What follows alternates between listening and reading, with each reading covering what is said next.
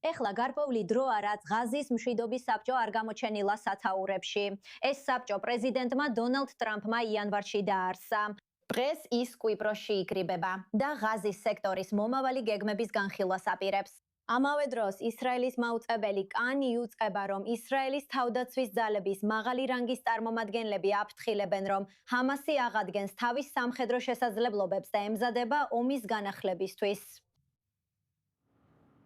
მოდით ჩვენს უფრო ახლო აღმოსავლეთის კორესპონდენტს არიელ ოსერანს მოусმინოთ. არიელ, ბოლო თვეებში რეგიონში ყურადღება ძირითადად ირანის საფრთხეზე იყო გამახვილებული, ასევე მის მარიონეტულ დაჯგუფებაზე, ჰეზბოლაზე ლიბანში, როგორც უკვე განვიხილავდით. დღეს კვიპროსში იმართება ღაზის მშვიდობის საბჭოს შეხვედრა და ამავე დროს ჰამასის დელეგაცია კაიროში შეხვედრას მართავს. რა არის უახლესი ინფორმაცია?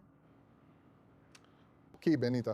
პირველ რიგში მინდა ვთქვა, რომ კვიპროსის მედია საშუალებების მიხედვით არ არის ნათელი ეს შეხვედრა ნამდვილად გაიმართა თუ არა. მაგრამ საბოლოოდ ეს არის მშვიდობის საბჭოს უფრო ფართო ცდელობის ნაწილი, რომ გადახედოს თავის სტრატეგიას ჩიხში შესული მოლაპარაკებების ფონზე და სადოს ცეცხლის შეწყვეტის შეთანხმების განხორციელება. ეხლა ჩვენ ამ პროცესის პირველ ფაზაში ვართ, რომლის ფარგლებშიც მოხდა ძევლების გათავისუფლება და ისრაელის ძალების გადანაწილება, რომლებიც ამჟამად ღაზას სექტორის დაახლოებით 65-დან 70%-ს აკონტროლებენ, მაგრამ იმისათვის, რომ გადავიდეთ შეთანხმების განხორციელების მეორე და უფრო კრიტიკულ ეტაპზე და ეს არის ჰამასის განიარაღება და ფაქტობრივად ღაზას სექტორის აღდგენა, რასაც ბევრი სირთულე ახლავს ძირითადად ჰამასის უარი განიარაღებას. ასე რომ ვხედავთ, რომ ეს შეხვედრა ყოველ შემთხვევაში დაგეგმილი იყო კვიპროსში ჩატარებულიყო. ვხედავთ, რომ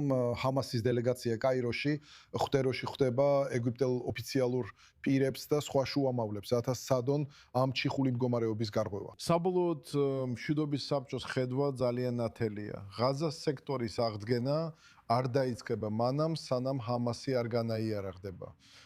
ჰამასი ერთის მხრივ აცხადებს, რომ არ განაიარაღდება წერტილი, მაგრამ მიუხედავად ასეთი მკაცრი განცხადებისა, მაგრამ ამბობენ, რომ მზად არიან ამ საკითხზე მოლაპარაკებებისთვის, თუ ისრაელი ცეცხლის შეწყვეტის გარკვეულ პირობებს შეასრულებს. მათ შორის კარვების და სხვა მასალების შეტანის ნებართვას, რათა დაიწყოს საავადმყოფოების კრიტიკული ინფრასტრუქტურის აღდგენა. ეხლა ისრაელში შიში ისაა, რომ როგორც კი კრიტიკული ინფრასტრუქტურის აღდგენა დაიწყება, ეს შეიძლება გახდეს გზა ღაზას სექტორის სრული აღდგენისკენ ჰამასის განიარაღების გარეშე. და ჩვენ გვაქვს მშვიდობის საბჭოს წევრის ჯარედ ქუშნერის ერთ-ერთი აღმასრულებელი წევრის განცხადებაც, რომ ღაზაში აღდგენა არ დაიწყება, სანამ ჰამასი არ განიარაღდება. ამიტომ, რასაც ეხლა მშვიდობის საბჭო ცდილობს, არის გზის პოვნა, რომ მიაღწიოს გარღვევას ჰამასის მხრიდან იარაღის ჩაბარებაზე მიმდინარე უარის ფონზე. ამასობაში ისრაელის არხი კან-ი იუწყება. ჰამასი ყოველ თვე ასობით ასაფეთქებელ მოწყობილობასა და ტანკსაწინააღმდეგო რაკეტას აწარმოებს, მებრძოლებს იბირებს და თავისი ნუხვას ძალისწვრთნასაც განაახლებს. ასევე ცდილობს დრონებისა და აღჭურვილობის კონტრაბანდულად შემოტანას სინაის ნახევარკუნძულიდან, პლუს აღადგენს მიწისქვეშა ინფრასტრუქტურას მთელი ღაზის სექტორის მასშტაბით. მოკლედ მოგვიყევით მეტი. დიახ. ესე რომ თუ ვინმეს ჰქონდა რაიმე ფიქრი ან წარმოდგენა, რომ ჰამასი ამ დროს არ გამოიყენებდა თავისი შესაძლებლობების, ძალებისა და ინფრასტრუქტურის აღსადგენად, ცხადია, ვინც ასე ფიქრობს, ალტერნატიულ რეალობაში ცხოვრობს.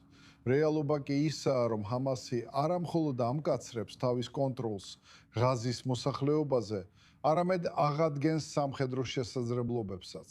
და ეს ის საკითხია, რომელიც ისრაელის უსაფრთხოების ოფიციალურ პირებს აშფოთებთ. ცხადიადია, ამ ეტაპზე ორი მთავარი პრიორიტეტი ირანი და ლიბანია, მაგრამ ლიბანის მიმართულება, როგორც ჩანს, დიპლომატიურ გზაზე გადადის, შეთანხმებების გზით ლიბანის მთავრობასთან, შეერთებული შტატების შუამავლობით ირანთან ერთად არსებობს ცეცხლის შეწყვეტა, რომლის შენარჩუნებასაც შეერთებული შტატები ნამდვილად ცდილობს. ამიტომ ეს ქმნის შესაძლებლობას, რომ ყურადღება გადაიტანონ ღაზაზე, კიდევ ერთ არენაზე, სადაც საქმე ჯერ არ დასრულებულა.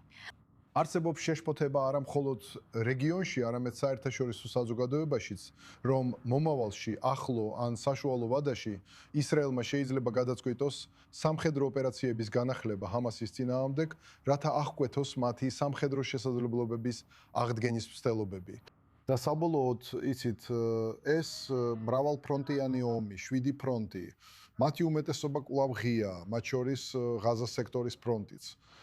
და ისრაელის ძალები ძალიან ფრთხილად აკვირდებიან სიტუაციას ღაზაში. კიდევ ერთი ფრონტი. დიდი მადლობა ახლო აღმოსავლეთის უფროსო კორესპონდენტო არიელ ოსერან. გმადლობთ განახლებისთვის.